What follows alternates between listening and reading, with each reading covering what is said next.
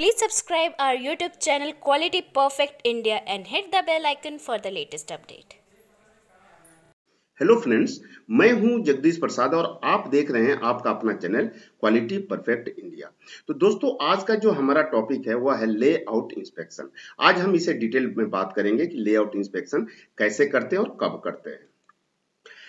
आज का जो हमारा एजेंडा रहेगा, सबसे पहले हम बात करेंगे कि लेआउट इंस्पेक्शन किसे कहते हैं और इंडस्ट्री में इसकी जरूरत क्यों पड़ती है, और लेआउट इंस्पेक्शन करने के पहले हमें किन किन बातों का प्रिपरेशन करनी चाहिए और कौन कौन सी पॉइंट जो है हमें कंसीडर करनी चाहिए। और लास्ट में हम जानेंगे कि एग्जाम्पल के साथ मैं आपके साथ समझाने की कोशिश करूंगा कि लेआउट इंस्पेक्शन कैसे करते हैं, कैसे प्लान बनाते हैं, कैसे इसका इंस्पेक्शन होता है, किस तरह से रिपोर्ट बनाते हैं। यह सब बात लास्ट में एग्जाम्पल में बात करेंगे। तो दोस्तों, ये आपके लिए बहुत ही इंपॉर्टेंट हो सकता है, आप मेरे साथ बने रहिए वीडियो के लास्ट तक।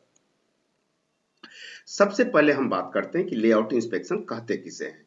तो लेआउट इंस्पेक्शन एक टाइप का इंस्पेक्शन है जो कि ड्राइंग में दिए हुए सारे डायमेंशन को हम इंस्पेक्शन करते हैं, वेरीफाई करते हैं। इसके साथ साथ ड्राइंग रिकॉर्ड में जो भी नोट्स दिया हुआ है उसको भी हम वेरीफाई करते हैं, उसके फंक्शनल को वेरीफाई करते हैं, उसके फिटमेंट को वेरीफाई करते हैं, उसके परफॉर्मेंस को वेरीफाई करते हैं। यह सब डायमेंशन जो है हम वेरीफाई करते हैं। इस टाइप के इंस्पेक्शन को हम लेआउट इंस्पेक्शन कहते हैं। तो दोस्तों, यह इंडस्ट्री में जरूरत क्यों पड़ गया? जैसा कि हम जानते हैं कि जब हमारा कोई भी प्रोडक्ट यदि हमारा मास प्रोडक्शन में आ जाता है तो सभी डायमेंशन हम वेरीफाई नहीं कर पाते हैं और पॉसिबल भी नहीं होता है। फॉर एग्जांपल, सपोज अगर कोई पार्ट प्रोडक्ट अगर आपके रिसिप्ट स्टेज में आता है तो इनकमिंग में क्या करते हैं, जो भी स्टैंडर्ड का डायमेंशन है उसे ही हम केवल वेरीफाई करते हैं, सभी डायमेंशन ड्राइंग के अनुसार नहीं करते हैं। उसी तरह से अगर वह प्रोडक्ट असेंबली के लिए असेंबली सेक्शन में जाता है तो जो भी क्रिटिकल टू क्वालिटी है या क्रिटिकल टू प्रोसेस है उस प्रोसेस को केवल वेरीफाई करते हैं, सभी डायमेंशन वेरीफाई नहीं करते हैं। और जब वो प्रोडक्ट असेंबली होकर के पीडीआई में चला जाता है तो पीडीआई में केवल हम फाइनल प्रोडक्ट का वेरीफाई करते हैं, सभी डायमेंशन हम चेक नहीं करते हैं।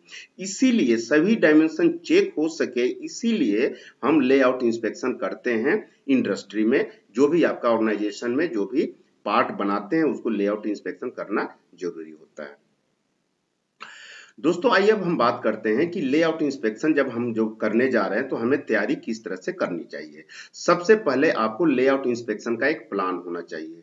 यह प्लान एनुअली हो सकता है, मंथली हो सकता है, जो भी है, जो भी आपके अनुसार सहूलियत के अनुसार जो है, जो आपका सिस्टम है उसके अनुसार आपको प्लान एक होना जरूरी। जनरली हमने देखा है कि सभी लेआउट जब करते हैं तो उसका एनुअल प्लान बनाते हैं और एनुअल प्लान से मंथली प्लान अगर जरूरत पड़ता है तो बनाते हैं। तो एक प्लान होना जरूरी है।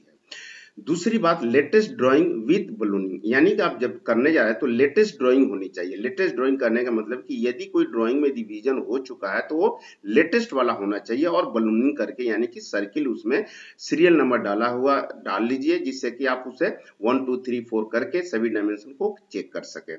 लेआउट इंस्पेक्शन फॉर्मेट, दोस्तों ये लेआउट इंस्पेक्शन फॉर्मेट ऑलरेडी हर कंपनी में होता है। यदि आपका कस्टमर ने अलग से कोई फॉर्मेट नहीं दिया है तो आप अपने फॉर्मेट पे इसको लेआउट का इंस्पेक्शन कर सकते हैं।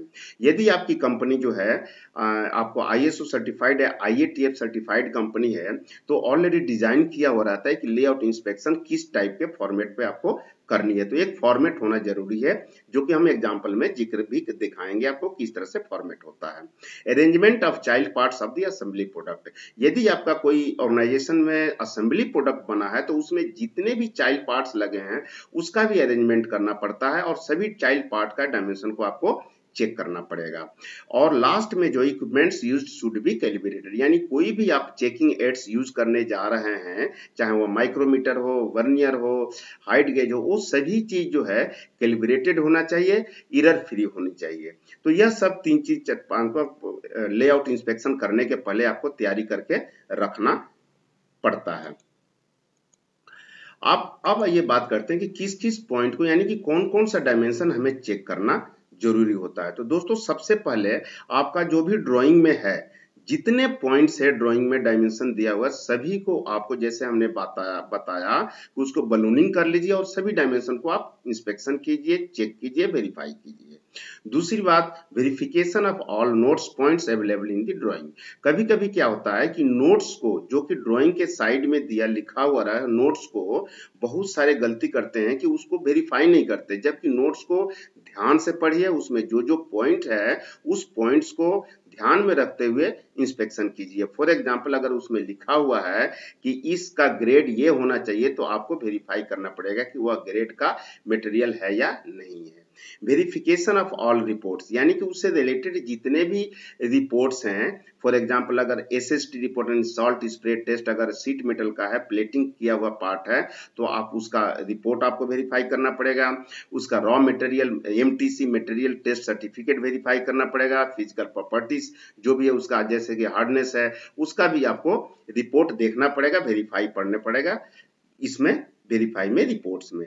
Verification of all functional test and performance, इसके साथ साथ जो भी उस प्रोडक्ट का फंक्शनल टेस्टिंग है उसको भी आपको ध्यान में रखते हुए चेक करना पड़ेगा। यह सब पॉइंट जो है हम कंसीडर करते हैं लेआउट इंस्पेक्शन के समय में। आइए दोस्तों, अब एग्जाम्पल का समय आ गया कि एग्जाम्पल के साथ हम कैसे आपको समझाने की हम कोशिश कर रहे हैं। आइए देखिए, सबसे पहले हमने बात किया था कि एक लेआउट इंस्पेक्शन का प्लान होना चाहिए। तो दोस्तों ये हमने एक प्लान बनाया है जो कि आपको समझाने की हमने कोशिश कर रहे हैं। यहाँ देखिए, यहाँ लिखा हुआ है लेआउट इंस्पेक्शन प्लान 2020 टू 2021, यानी कि इस साल का, इस सेशन का 20 से 21 सेशन का यह एक प्लान है।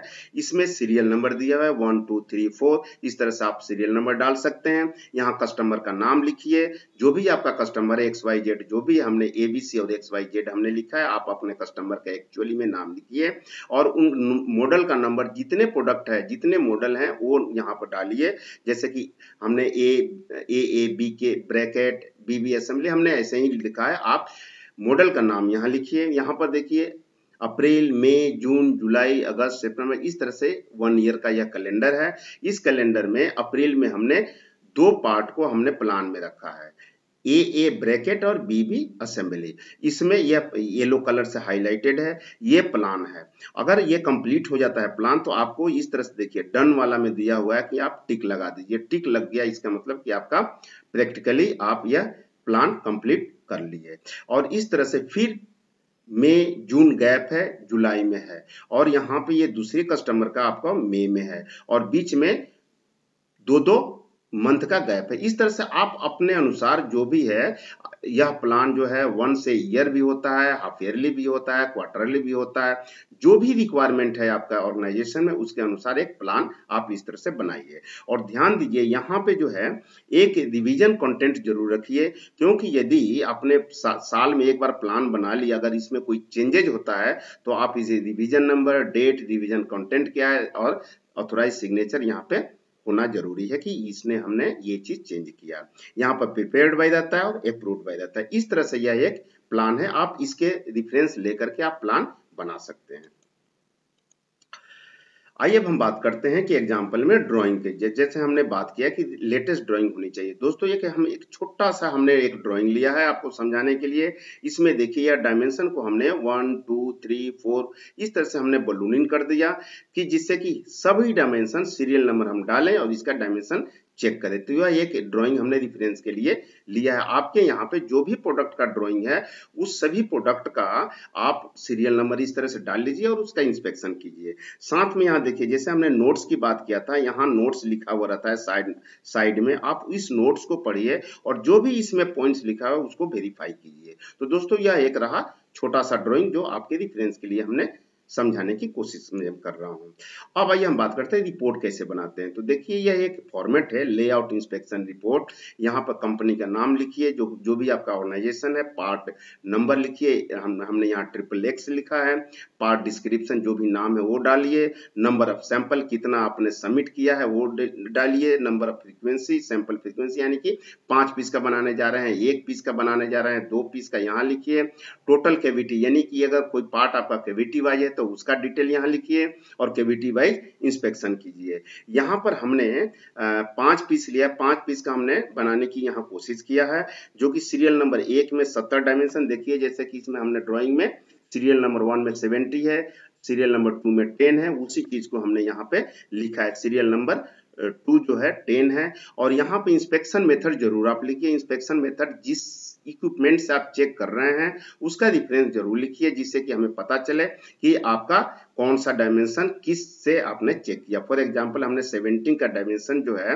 वह वीसी यानी वर्नियर कैलिपर से किया है, और उसी तरह से एचजी हाइट गेज से किया है 1.5 वाला डायमेंशन, और यहाँ पे जो है स्टैंडर्ड पिन से कोई डाया है उसका हमने स्टैंडर्ड पिन से किया है। और इस तरह से जो ऑब्जर्वेशन निकल के आता है एक एक चीज चेक कीजिए और रिमार्क में ओके है कि एनजी है यहाँ दीजिए। और इस टाइप के फॉर्मेट में आप यहाँ पे देखेंगे कि 2 सिग्नेचर यहाँ जरूरी हो जाता है। एक जो इंस्पेक्शन करता है उसको सिग्नेचर इंजीनियर का होता है, और एक ऑथोराइज सिग्नेचर होना जरूरी है। और यहाँ पर है फाइनल रिजल्ट, यानी कि वह एक्सेप्ट है कि अप्रूव्ड है कि रिजेक्ट है, इस तरह से डिसीजन दे करके इसको इंस्पेक्शन रिपोर्ट को आप क्लोज कर सकते हैं।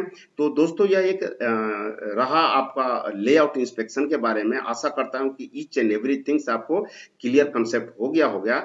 फिर भी यदि अगर कोई डाउट है तो आप कमेंट बॉक्स में जरूर लिखिए, मैं उसे रिजॉल्व करने की कोशिश करूंगा। तो दोस्तों यह एक छोटा सा वीडियो रहा लेआउट इंस्पेक्शन के बारे में। आशा करता हूं कि आपको सारे कंसेप्ट क्लियर हो गए होंगे। यदि हमारा यह वीडियो आपको पसंद आता है तो आप लाइक कीजिए। यदि आप नए हैं हमारे चैनल पे तो आप सब्सक्राइब करके बेल आइकन जरूर दबाएं, जिससे कि हमारे नए आने वाले वीडियो आपको नोटिफिकेशन मिल जाए। और हमारा यह वीडियो अगर आपको पसंद आता है तो आप दोस्तों के साथ इसे शेयर कर सकते हैं। तो दोस्तों नेक्स्ट वीडियो तक आप सभी से इजाजत चाहता हूं। Thank you very much.